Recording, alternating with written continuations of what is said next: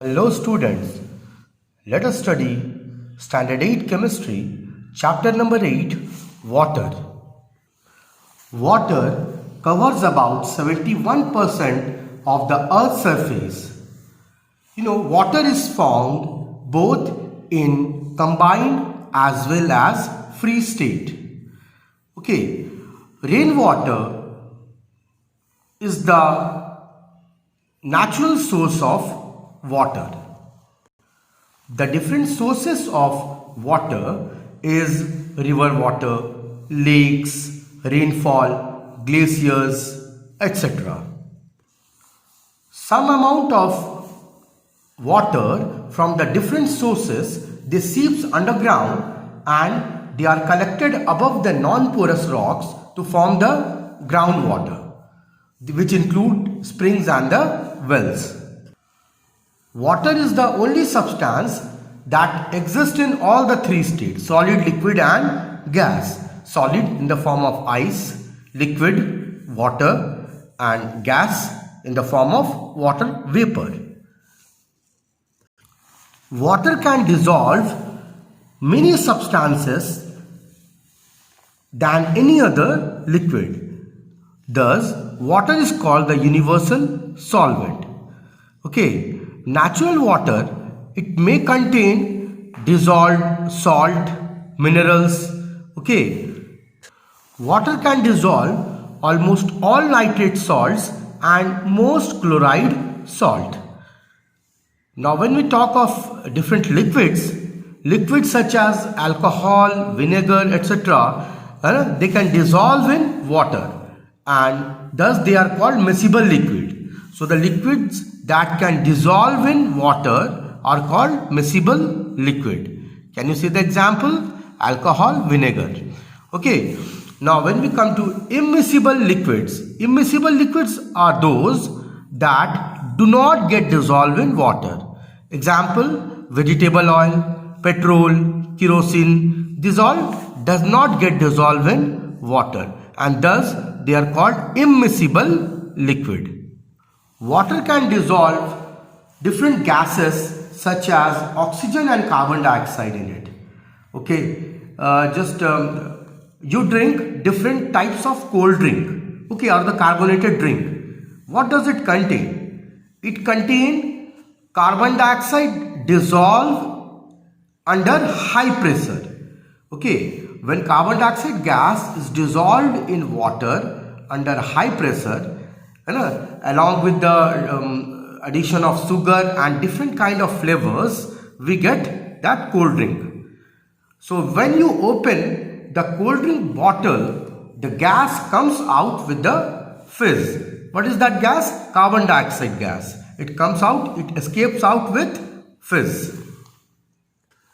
Since water can dissolve different type of solid, liquids and gas, almost all the solid, liquid and gas within a due course of time, so we can say water as a universal solvent.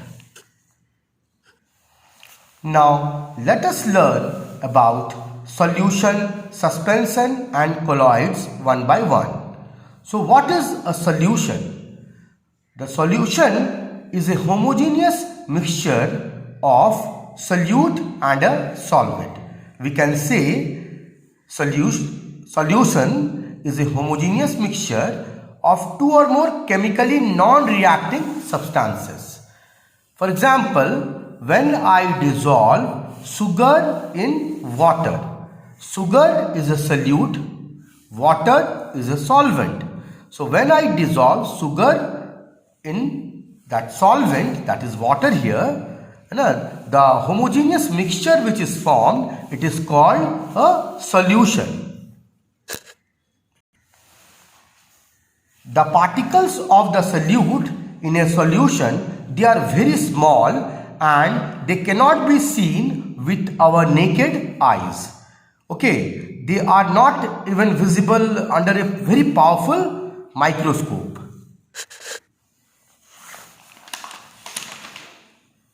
Solutions are very clear and transparent and their components cannot be separated by filtration. Now let us study about suspension.